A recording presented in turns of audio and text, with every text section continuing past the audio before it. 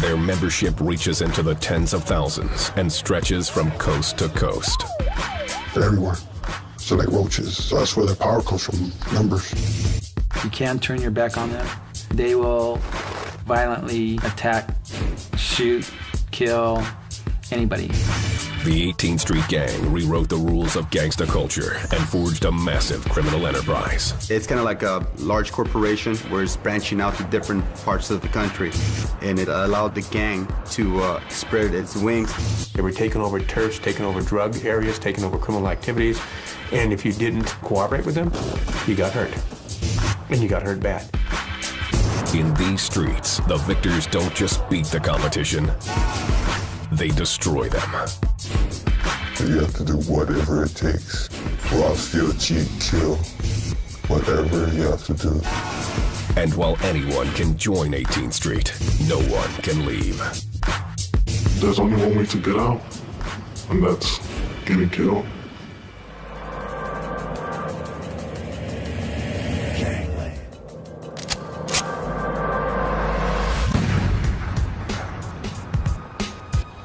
LA, September 4th, 1994.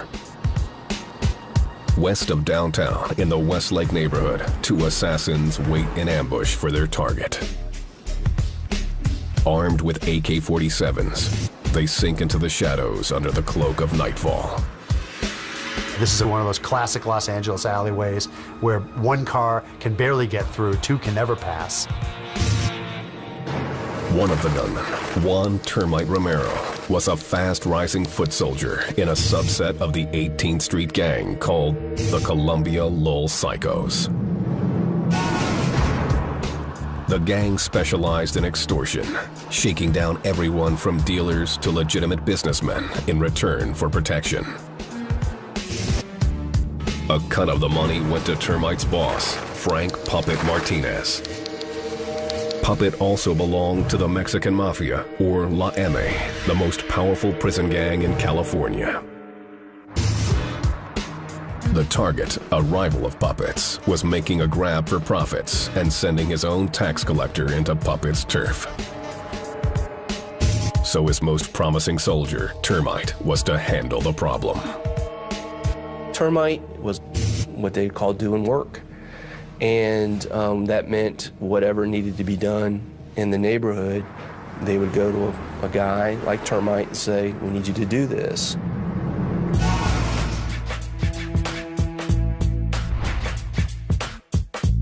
Ruthless, brazen violence.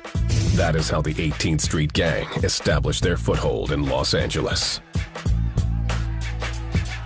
With up to 20,000 members, the predominantly Latino 18th Street is the largest criminal network in LA County. Twice the size as the next largest gang, MS-13. 18th Street is the group to join in Los Angeles County. It's the one with the boldest reputation, the one that's the most notorious, if you will. 18th Street is unlike any other major street gang for its sheer size and lack of central leadership. In fact, 18th Street is made up of a loose coalition of over 24 cliques.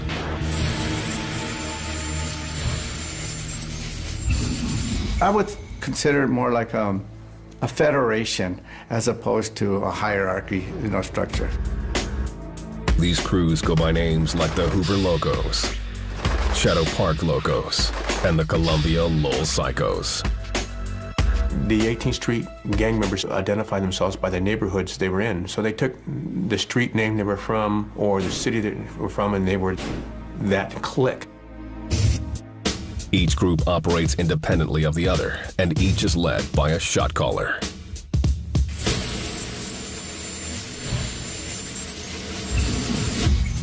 The shot callers represent the driving forces of the 18th Street Gang.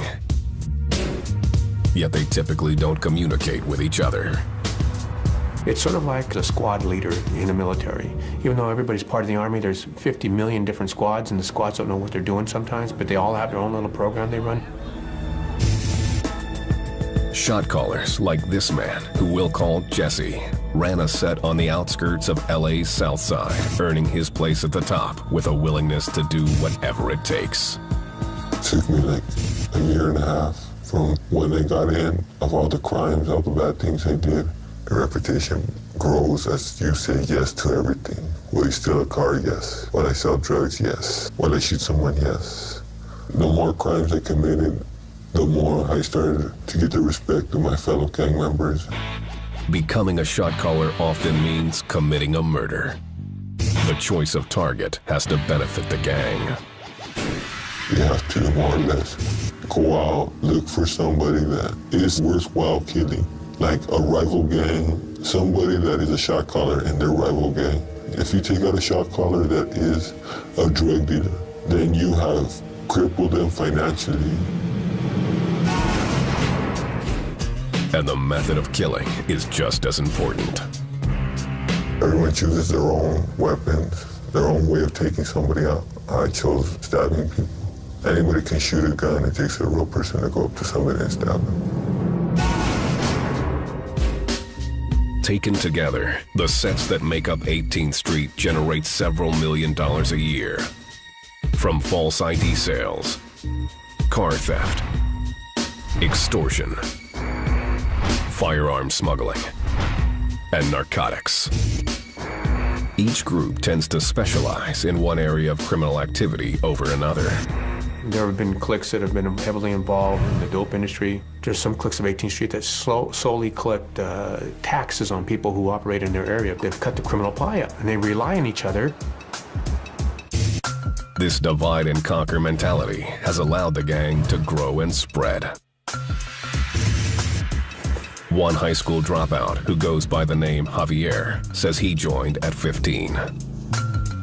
Initiation into the gang was painful, Javier says, consisting of an 18-second jump-in. That was horrible, you know? Like, that's the way I wanted it, you know? No, can't get out. Gotta live a life. Oscar, also an alias, is a former high-ranking member of a rival gang. He spent 20 years of his life battling 18th Street. You gotta earn the stripes. You gotta knock people off. You can be a soldier, but you gotta earn it. You gotta move up the rank. And membership has its privileges. 18th Street ranks as one of the most feared criminal networks in the country. And with fear comes what every gangbanger wants: respect. If you're a member of 18th Street, you have an immediate street credibility. Everybody's scared of you. Why? Because if they do something to you, your whole gang gets involved. The promise of power and money motivates some to climb their way to the top at any cost. For money, I'll kick a grandma in the face, you know? I enjoyed the bad life. In a free market of vice, greed, and murder, 18th Street would spread like a wildfire, expanding beyond LA and into other cities across America, recruiting legions of newcomers. They just want to be the biggest. That's all they are. Some of them is like, the more soldiers, they can control everything. Because the bigger they are, that's all it is numbers, numbers. Turf and numbers are exactly what Juan Termite Romero had in mind as he waited in ambush for his target in Westlake.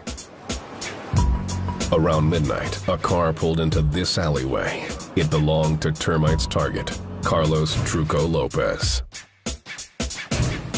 As Truco inched closer to the exit, Termite and another gunman, armed with AK-47s, took aim at the approaching car. When they saw Truco driving up the street, they opened up with their AK-47. The message being sent was clear: we're keeping this neighborhood.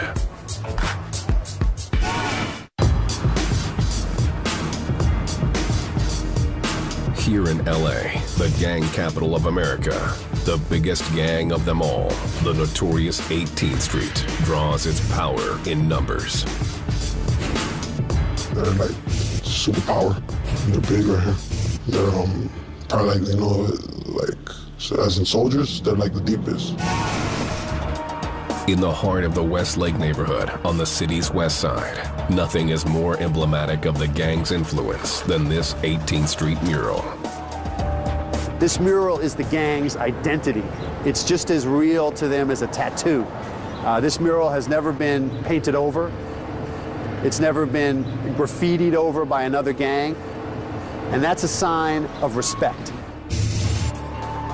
With the names of some of 18th Street's most legendary figures, including Termite Romero emblazoned on the wall, the message that the mural sends is clear. This neighborhood belongs to 18th Street. You see sort of the whole history of people who are either driven or pushed from another country into our country. In this country, form a gang. And in that gang, they see happiness, sadness, joy, violence, and ultimately prison and death. In the beginning, 18th Street was nothing more than a small band of misfits.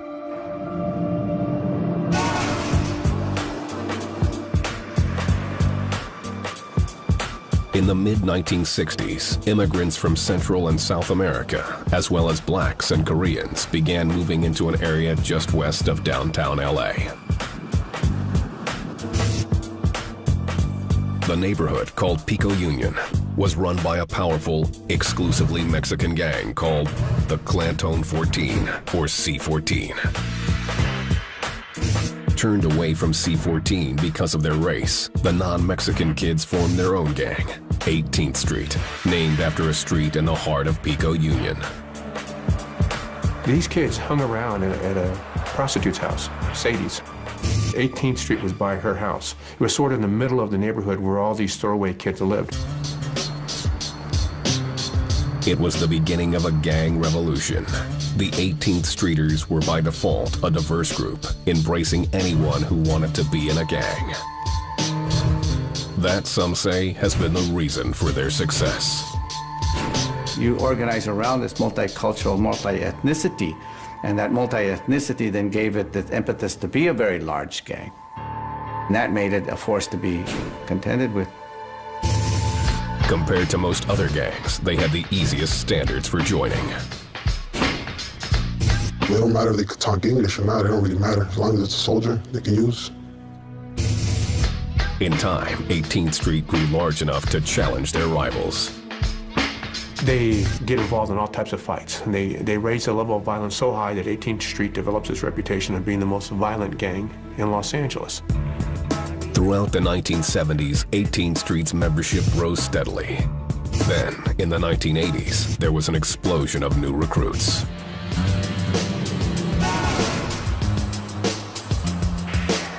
Central America. Brutal civil wars in El Salvador and Guatemala drove thousands of refugees out of their war-torn countries and into the United States. The Pico Union neighborhood experienced a flood of new immigrants. 18th Street saw the teenage kids of these new arrivals as candidates for recruitment and embraced them. Their parents work several jobs, and they're left home alone. And these guys on the street take them in or start buying them things, spending money, telling them that they could have the same thing as far as money goes if they join the gang.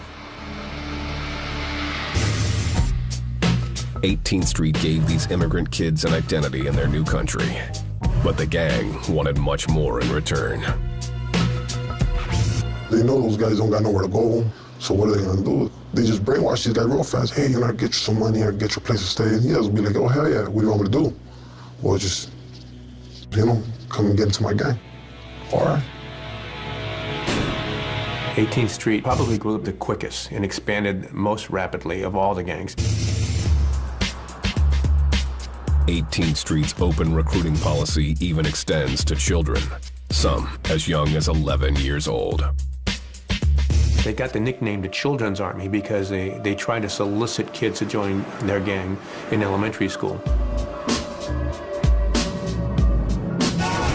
As 18th Street's membership soared, its sets spread out, expanding their control into neighborhoods across LA. absorbing territory once held by their rivals. They were like in a blitzkrieg. They were taking over turfs, taking over drug areas, taking over criminal activities, and if you didn't cooperate with them, you got hurt. Oscar, a high-ranking member of a rival gang, witnessed 18th Street's explosive growth.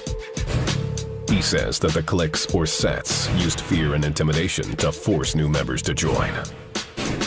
They're gonna take over the whole block. That's how they do it. You may not want to join them or whatever, they don't give you an option. Maybe I could be the nerdiest looking kid on the block. They're gonna check me into the hood.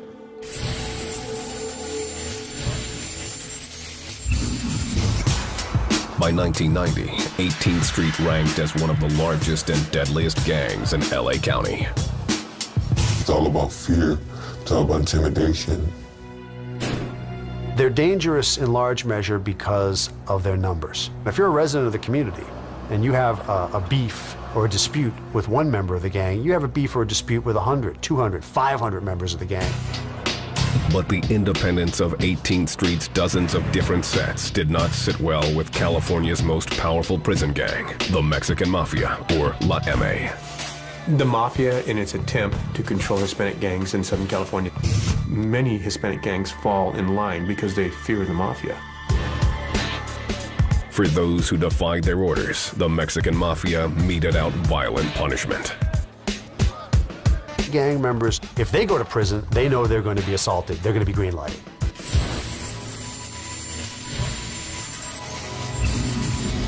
So that's the fear that's out there. Second, other members of their clique in prison are green lighted. So that they literally get calls back from prison or letters, hey, homeboy, you got to pay up. You got to get in line or else we're going to get beaten or killed in prison.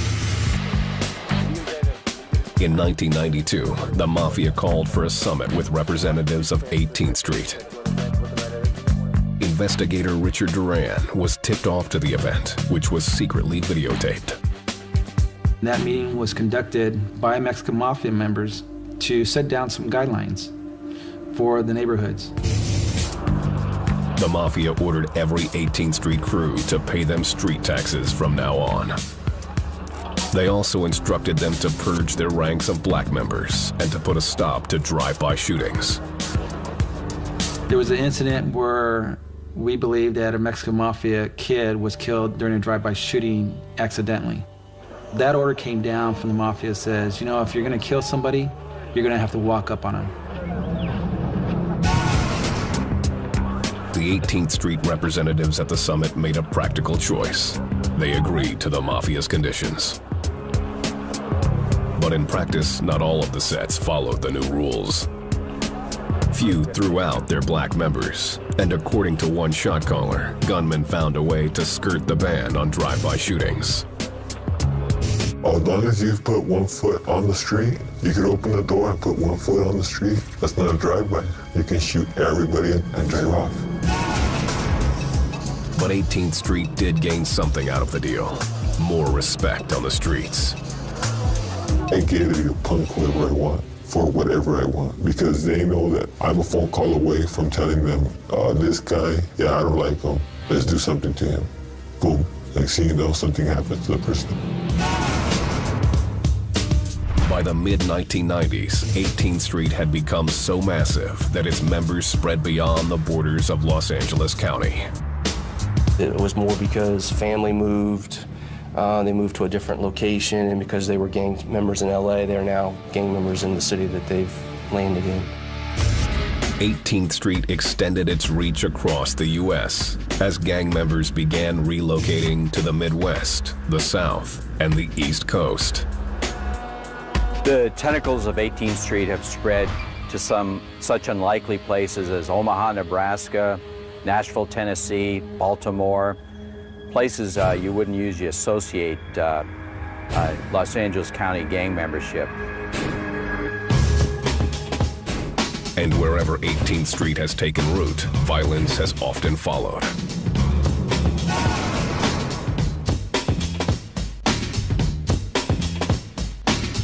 Van Ness Heights, Minnesota, April 9th, 2006.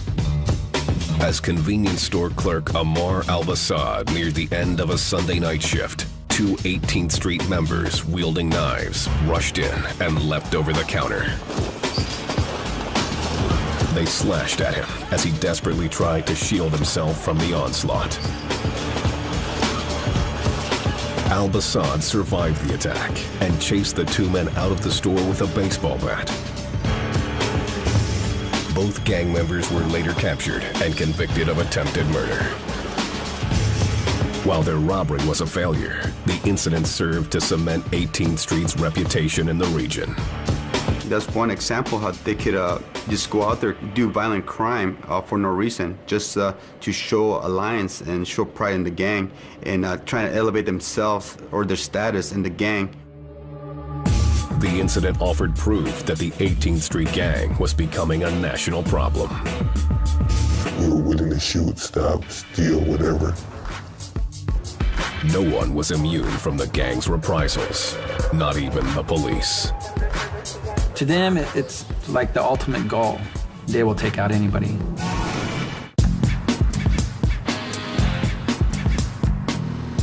In LA's criminal underworld, respect means everything. Members of the city's biggest street gang, 18th Street, flaunt their gang symbols proudly. Sporting the number 18 on their jerseys and body tattoos, these bangers want to announce to the world who's boss. They'll take their shirts off and they'll strut their stuff out there that, hey, I'm a big bad 18th Street gang member. And nobody's gonna touch them. And because if you go and pick on that guy, then he's gonna have 10 other guys coming backing him. Growing up in an area bordering LA's South Side, Jesse saw who got respect in his neighborhood and who didn't. Gangsters walked tall. They were the Fonz of the school. So who doesn't want to be like the Fonz? Jesse became a soldier in 18th Street and worked hard to gain the respect of the shot caller in his set. The more bad things you do, the more crimes you commit, the more people you kill, the more you make yourself. The streets that Jesse and his fellow soldiers hustled are the same ones that Detective James Corcoran patrols. You can see right now it's relatively early in the morning, so it's quiet. But these are by and large good people just trying to make a living, raise their families. It is, however, certain times, and especially in late afternoon and during times of darkness, gang members tend to come out and basically take over the streets.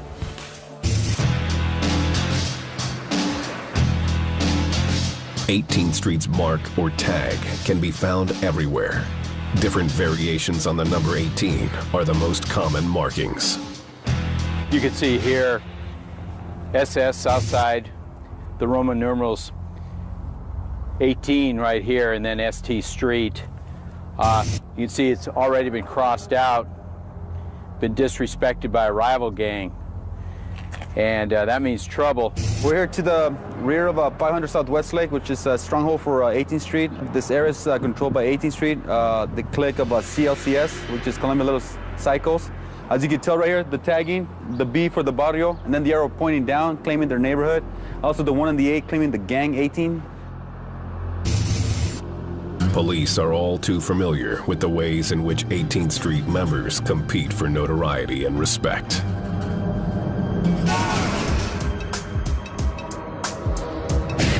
August 9th, 1998. LAPD officer Phil Cuesta and his partner were patrolling 18th Street territory on the city's west side.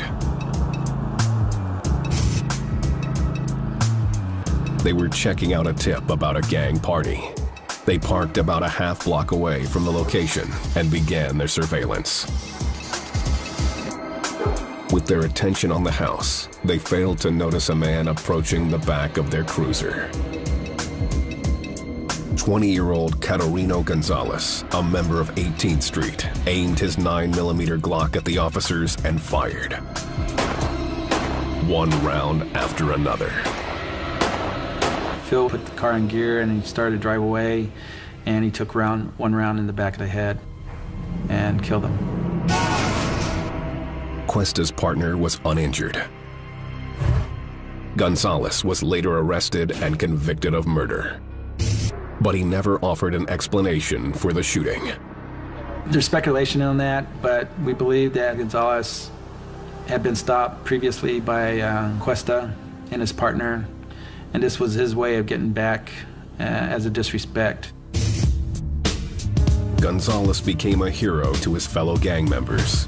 They would pay honor to him while taunting police at the same time. A couple years after Phil was killed, near the anniversary of his death, 18th Street had written all kinds of graffiti and disrespect to the Los Angeles Police Department. If they take out a police officer, then to them it's like the ultimate goal.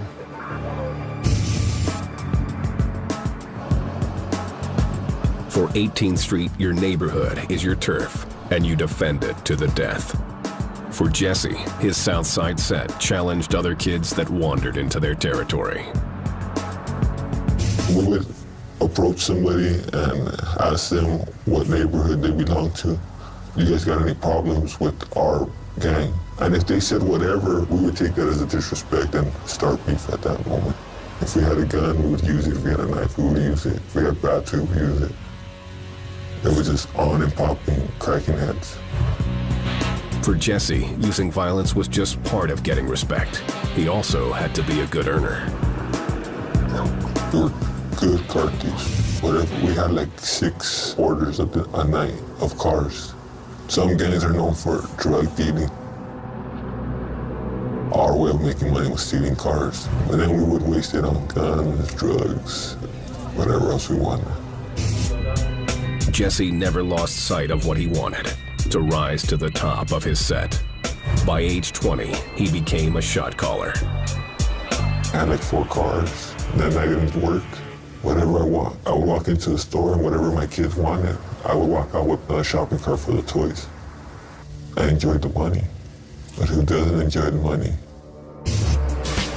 No matter how much power Jesse wielded in his set, he knew that on the south side of LA County, he remained on the outskirts of 18th Street power. The heart of 18th Street is the west side, where Jesse says everything is more sophisticated and more lucrative. They got their area on lock. Everybody pays. Everybody's in the loose. Everybody's part of the program.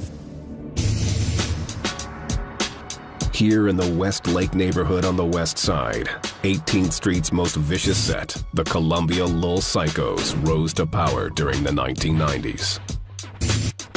For years, 18th Street was a sprawling gang with no formal structure, all heart and no brain.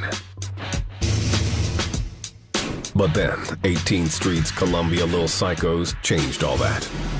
With Puppet Martinez overseeing the gang from prison and Termite Romero running operations on the streets, they would transform their extortion and drug rings into something rivaling that of the Italian mob. Yet their success would ultimately prove to be their undoing, and authorities would move in for the kill.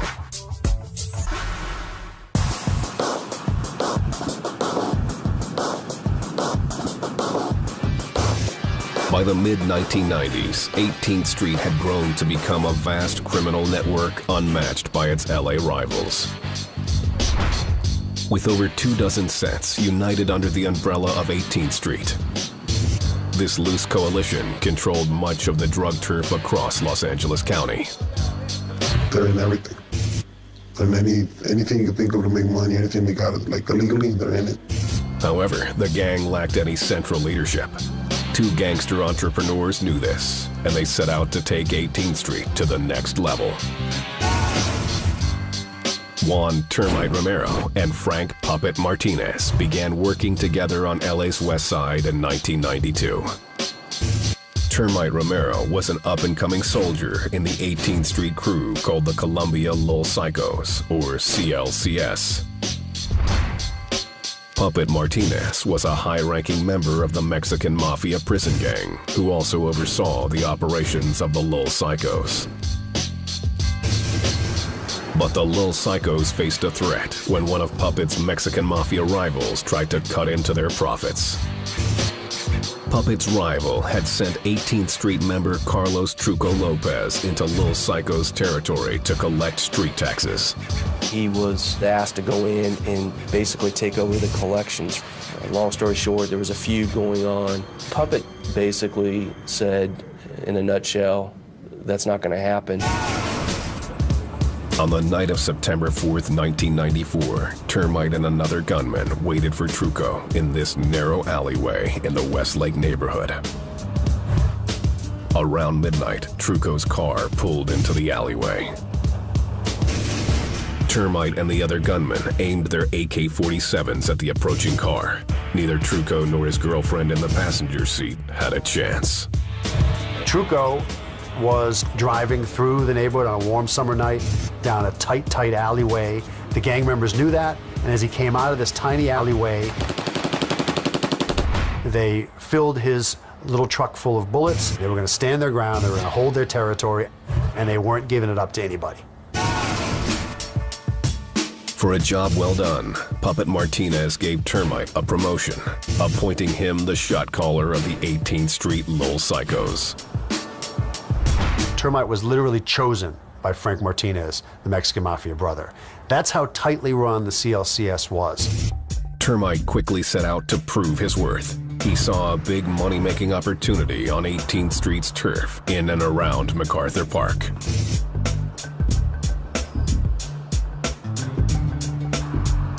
A gang-infested haven, the park catered to all walks of life and provided one-stop shopping for anyone seeking a fix.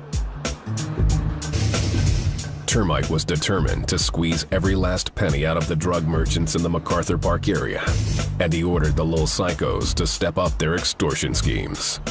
Termite had the gang working 24/7 with 2 shifts a day of collectors. He took an operation that was making maybe $1,000 to $2,000 a week to making $5,000 to $10,000. So he doubled, tripled, quadrupled the profits. He made sure every peddler paid his street dues. No free agents were allowed to push their drugs in his neighborhood. FBI Special Agent James J. explains how the rent collection worked. Due to ongoing cases, he requests that his face be obscured.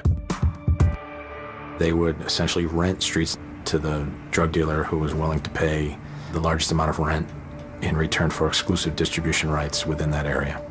To break it down, there were certain streets that were being rented for $10,000 to $12,000 a week, other streets being rented for $5,000 to $7,000 a week. In total, Termite and his crew brought in an estimated $85,000 a week. To keep 18th Street's Lil Psychos running like a well-oiled machine, he established a strict hierarchy within his set. At the top of the power structure was Puppet Martinez, who ran operations from jail. Next in line was Puppet's wife, Janie Garcia, who served as his eyes and ears on the outside. Janie Garcia was known as the Senora, or the lady boss. She collected his money and ran his business on the street. Then, after Janie, there was Termite. He was followed by a group of lieutenants assigned to different parts of the Lil Psychos territory. They might sell heroin on one corner, they might sell cocaine on another corner, crack cocaine, whatever the drugs are. Most of it was crack cocaine. Those lieutenants then would get people under them to watch the streets, to watch the street corners. Those little street gangsters or whatever would go out and observe the streets, see who's selling the drugs, collect the money. Only the lieutenants dealt with the foot soldiers that carried out the gang's dirty work. This helped to insulate Puppet, his wife, and Termite from the cops. And there was no shortage of foot soldiers willing to work the front lines. I mean, of course, narcotics, local police would come in, they would arrest 3 or 4 or 5 street-level dealers, but the next night there'd be 3 or 4 other people there to replace them. By 1995, the Columbia Lil Psychos had transformed into a sophisticated criminal enterprise.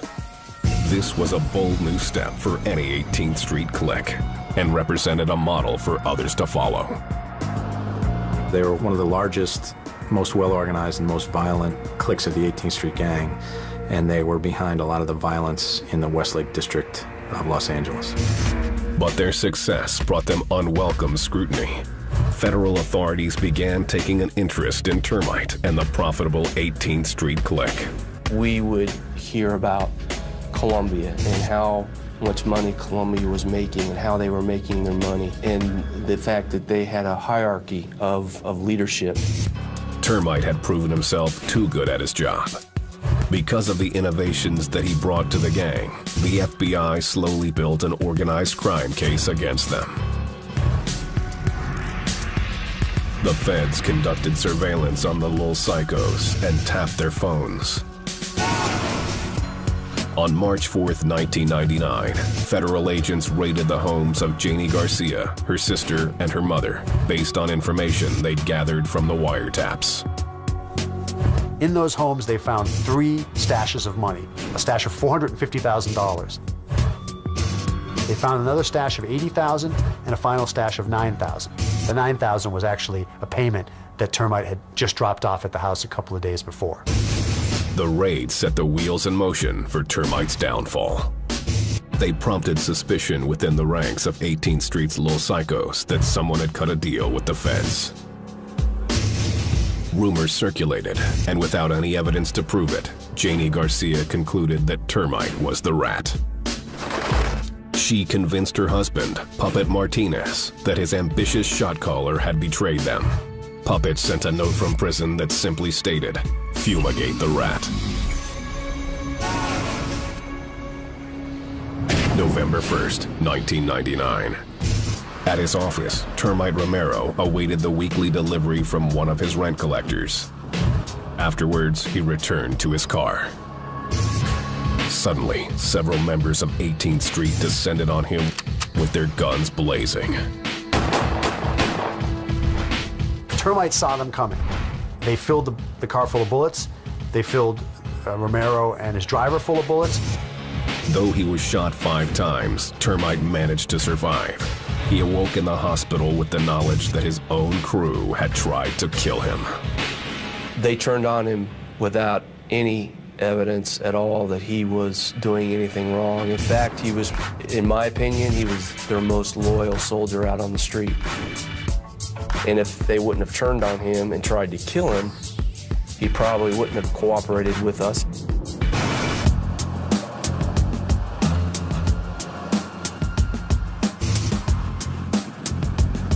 November 1999.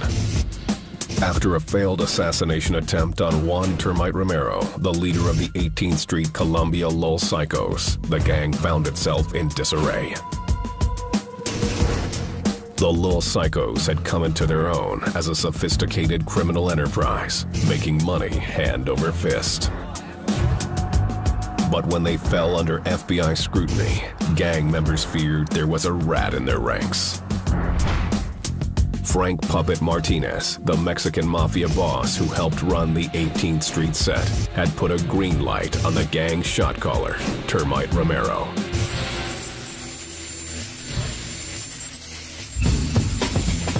Termite survived the hit, and authorities set out to stop further reprisals. It was at that point we knew that we had to do something that was going to just escalate in violence. Special Agent Carl Sanford knew that Termite had been recovering at a friend's house.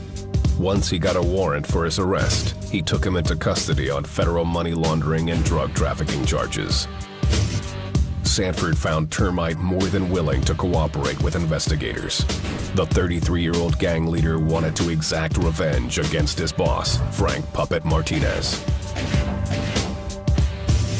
I think he was hurt. I mean, he was loyal to Frank. He was a good soldier for Frank. And because of, a misconception that he was a rat, he decided to come on board and cooperate with us. Termite was, by the time the FBI arrested him in late '99, in December of '99, he was exhausted, worn out, and stressed out, just like any other middle manager in a profitable business in America. He had worked himself to the bone for the organization. The organization had tried to kill him. Termite provided authorities with enough information to help bring down the 18th Street Little Psychos and their top brass. Based on his testimony and other evidence that the FBI gathered, the U.S. government indicted 26 members of 18th Street and the Mexican Mafia on charges ranging from extortion to racketeering to murder. It was vital to have an insider, not only an insider, but a leader of the gang that not only dealt with the people above him, but the people below him. His cooperation, you can't put a value on it. In the end, 24 of 26 defendants were convicted, many of them Termite's former crew members.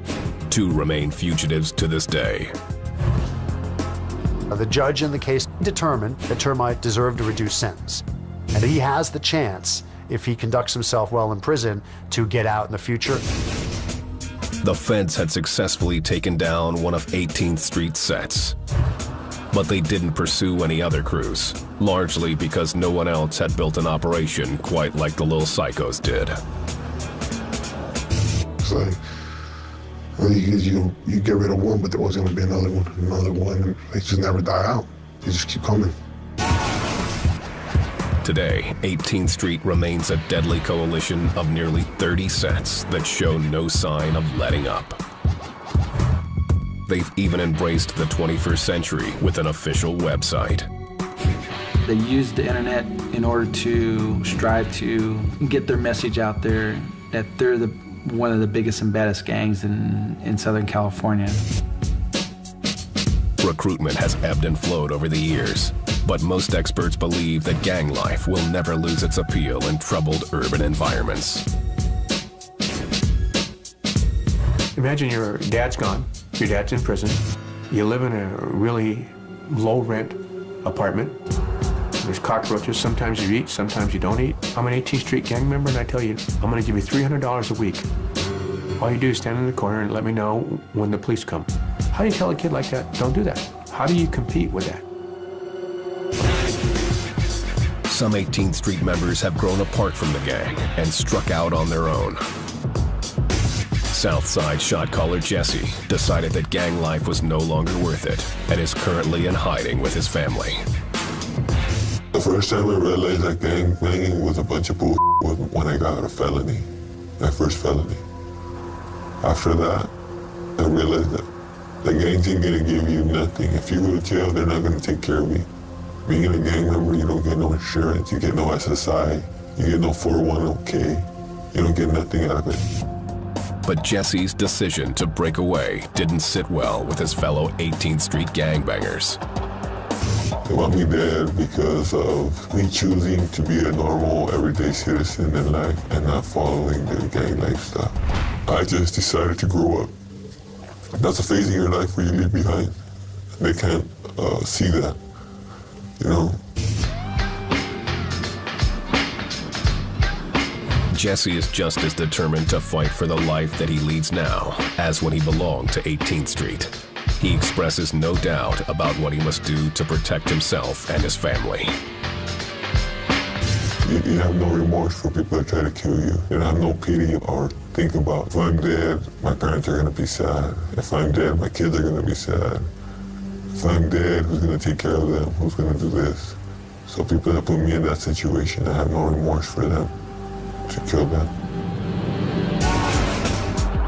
Gang members come and go with each new generation, yet the most enduring figures of 18th Street have been immortalized in myth and legend.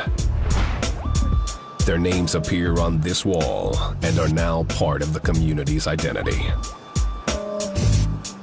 Really, about half of the people or more on this wall were either prosecuted by the FBI and convicted or are dead by the hands of other gangsters. Their stories, however treacherous or tragic, define 18th Street and will last for the ages. And as the gang continues to grow and evolve, the next generation will carve its own place in history.